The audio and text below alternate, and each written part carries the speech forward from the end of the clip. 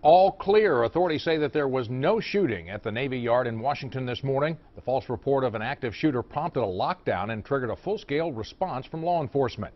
As WLKY's Nicole Killian reports live from Washington, it comes during a heightened state of alert days before the 4th of July holiday gets underway. Nicole?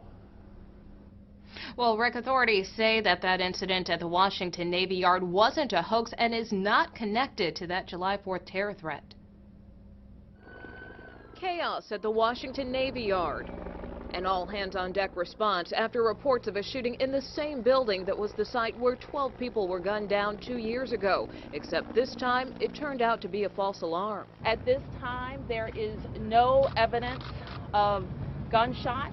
There is no evidence of a shooter, and there's no evidence of any victims today.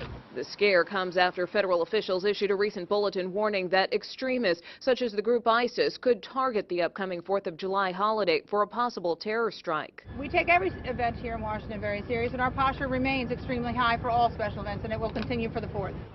The nation's capital, among many cities boosting security ahead of the fireworks festivities on the National Mall. A counter-terror expert we spoke to says the public should still celebrate, but with caution. What we can't do, obviously, is allow these terrorists to win simply by paralyzing us with fear and stopping us from exercising the freedoms that make us who we are.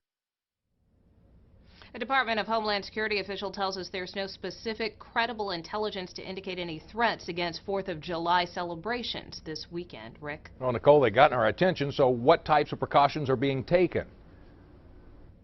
Well, again, Homeland Security officials tell us that they have been stepping up screenings at airports here at home and abroad, as well as stepping up security at federal facilities. Also, the Pentagon says that it will maintain a high alert status at military installations across the country over the holiday. Rick? All right, Nicole Killian live in Washington. Thanks, Nicole.